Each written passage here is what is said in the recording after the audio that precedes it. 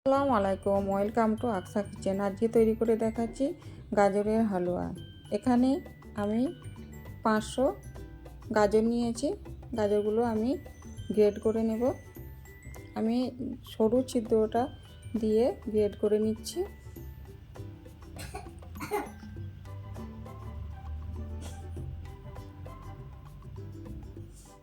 আমার এই গাজরের হালুয়া রেসিপিটি যদি আপনাদের ভালো লাগে তাহলে প্লিজ চ্যানেলটিকে সাবস্ক্রাইব করে পাশে থাকবেন।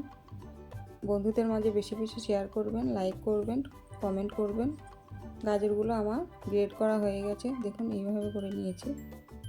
এখানে আমি একটা কড়াইয়ের মধ্যে ঘি দিয়ে দিলাম, এখানে কাজু দিয়ে দিলাম। কাজুটা হালকা ভেজে নেব।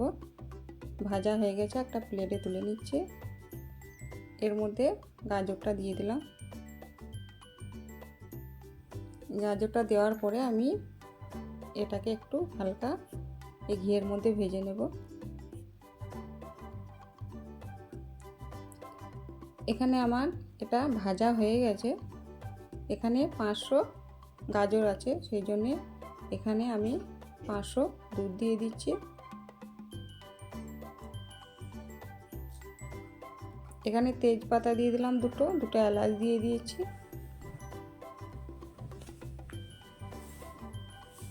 এবারে এটাকে আমি এইভাবে নেড়ে নেড়ে দুধটাকে মেরে নেব, আর এর মধ্যে গাজরটাও সেদ্ধ হয়ে যাবে।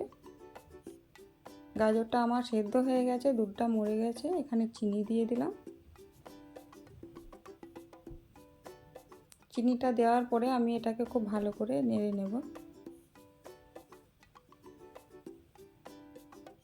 চিনি দেওয়ার পরে এটা আরও একটু রসালো হয়ে গেছে, এটাকে আরও একটু শুকিয়ে নেব। এখানে আমি দিয়ে দিলাম 100 গ্রাম চাছি। চাচিটা আপনারা চাইলে স্কিপ করে যেতে পারেন, কিন্তু এটা দিলে খেতে আরও ভালো লাগবে হালুয়াটা, তাই এটা দেওয়ার অবশ্যই চেষ্টা করবেন। এখানে আমার হালুয়াটা হয়ে গেছে। এখানে 1 চামচ ঘি দিয়ে আমি যেটুকু রস আছে এটুকুকে ভালো করে শুকিয়ে নেব। এখানে কিছুটা কাজু দিয়ে দিলাম, যেটা ভেজে রেখেছিলাম।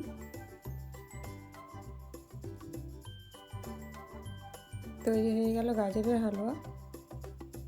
এবারে আমি এটাকে একটা প্লেটে তুলে নেব।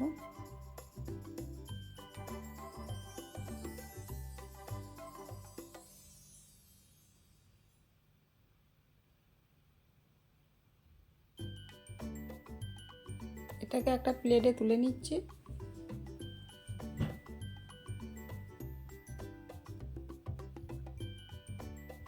এবারে কিছু একটু চাঁছি দিয়ে আমি এটাকে গার্নিশিং করে দিচ্ছি।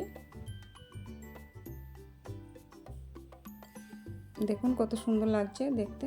ভালো থাকবেন, সুস্থ থাকবেন। আল্লাহ হাফেজ।